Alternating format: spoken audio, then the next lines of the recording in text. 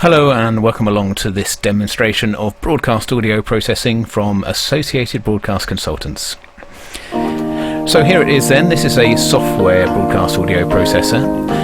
This one's called Stereo Tool. There's other software ones available. There's Breakaway Broadcast and Sonos. They're all very good. They take a bit of setting up, but they're very good bits of software. We could equally have used a hardware broadcast audio processor, maybe an Orban Optimod or an Omnia or a DSPX. They're all the same really. There's swings and roundabouts to which type you choose. We can talk you through the differences if you contact us. So in the meantime then, they've all got sort of similar features really, these audio processors. I'll talk you through some of them now. So on the left here, we've got the audio coming in and we've got the audio going out on the right there. And you can see that the average level is much louder going out. That's repeated here on the waveforms as well, and there's a waveform of the audio here going in, and then on the out there it's much bigger, which means louder. The key here though is the word average, so in actual fact the peak level of these audio signals is the same. It's the same on the input as the output. What the audio processor has done is it's raised the average level of the audio, and to the ear that's what it hears average and it sounds louder.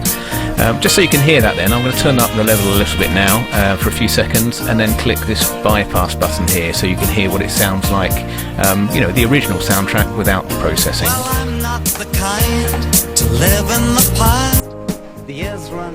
So yeah, hopefully you can hear the difference there. It's much quieter, but also you may notice it sounds a bit flatter as well. There's less bass, less treble.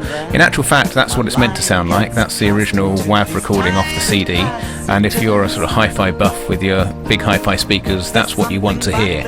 But meanwhile, in Radioland, we have audio processing because we have non-ideal listening environments. Typically people are driving in their car, listening in the kitchen, lots of background noise, and you need some audio processing to cut through so that people can actually hear what you're saying. It's quite important that, otherwise people complain that they can't actually hear your station. Hear the echoes and feel yourself starting to turn.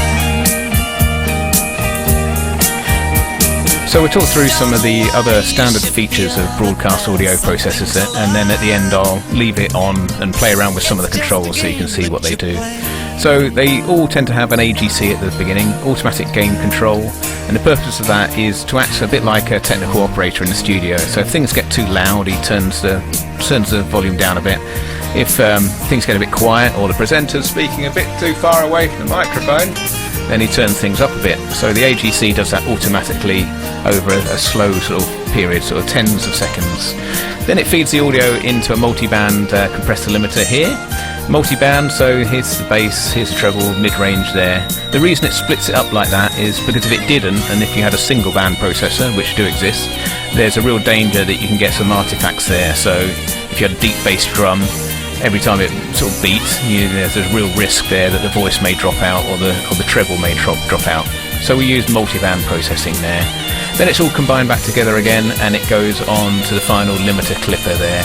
And the reason for that is because with all this sort of filtering going on here for the multi-band, there's a danger that some group delay in the filters could cause ringing on the signal, and you need to remove that before you transmit it. Otherwise there's a real risk that you could be over-deviating and get a knock on the door from Ofcom. So that's it in a nutshell. There's other bells and whistles on this particular processor. There's a stereo enhancer here, phase rotator, and there's other features that we're not using. There's a D clipper, I think, for MP3 tracks, and bass boost, and a second multi-band limiter if you really wanted it. Right, for the rest of this video now, I'll turn this audio up again so you can hear the difference, and I'll click through some of the presets and some of the options so you can see what they do. Once used to know, you reach out your hand, but you're all alone in those time passages. I know you're in there, you're just out of sight.